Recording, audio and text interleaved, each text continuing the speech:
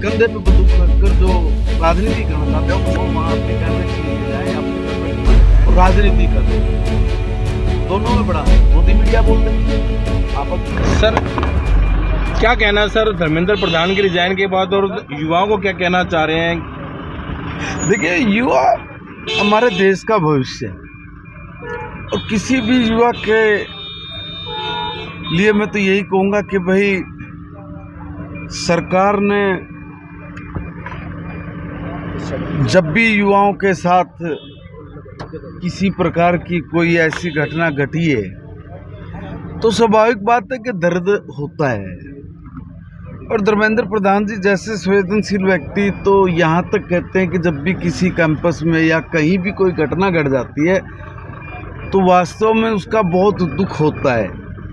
और इसी कारण उनका कि भी ठीक है, हमने तो नीट के पेपर में जो गड़बड़ियाँ हुई उन गड़बड़ियों को पकड़ के दोबारा से फिर उसका बिल्कुल क्लियर एकदम साफ सुथरे हिसाब किताब से एग्ज़ाम कराया और एग्ज़ाम होने के बाद रिज़ल्ट आया।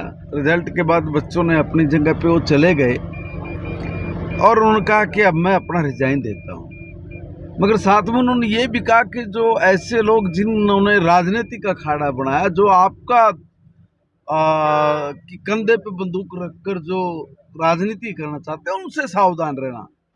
इतनी बात माननीय प्रधान जी ने कही है। एक ऐसा देश का शिक्षा मंत्री जिसने वास्तव में एजुकेशन में आमूल चूल परिवर्तन करके दिखाए और पहला शिक्षा मंत्री है जिस शिक्षा मंत्री ने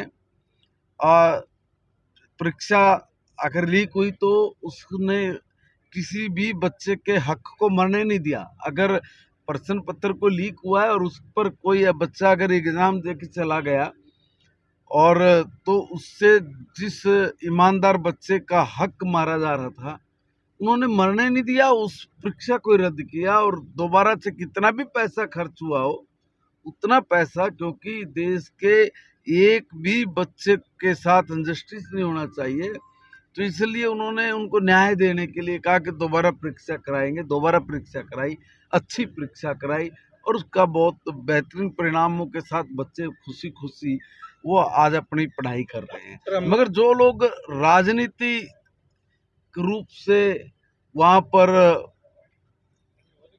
इस्तीफे मांगने की बात कर रहे थे वो लोग जो राजनीति कर रहे थे, दोनों में बड़ा अंतर है।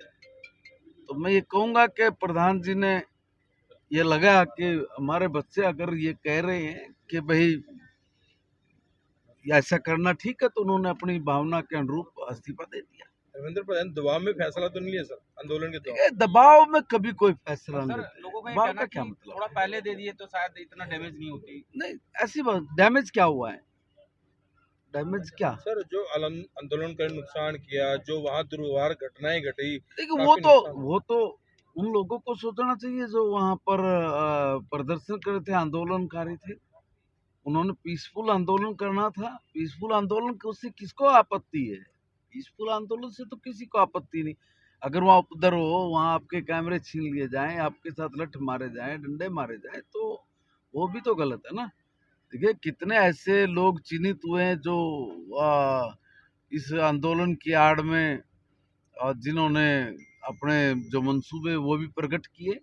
आप ही लोग दिखाते हो टीवी चैनलों के माध्यम से। लेकिन सर वहाँ खासतौर पे मीडिया और खासकर नेशनल पत्रकारों पे बहुत ज्यादा दुर्व्यवहार हुआ, उनसे मारपीट भी हुई, उसको लेके क्या कहना? देखिए, आप अगर कुछ भी चीज स्पष्ट दिखाओगे तो आपको भी गोदी मीडिया बोल देंगे। आप अगर मेरा इंटरव्यू ले रहे तो वो भी कहेंगे ये भी गोदी मीडिया है। देखिए, आप किसी की जुबान नहीं पकड़ सकते।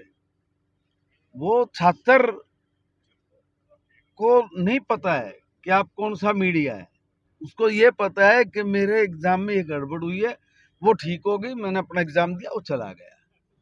ये जो इस तरह की बात करने कराने वाले जो वेल प्लान्ड लोग होते हैं, ये काम वो करते हैं।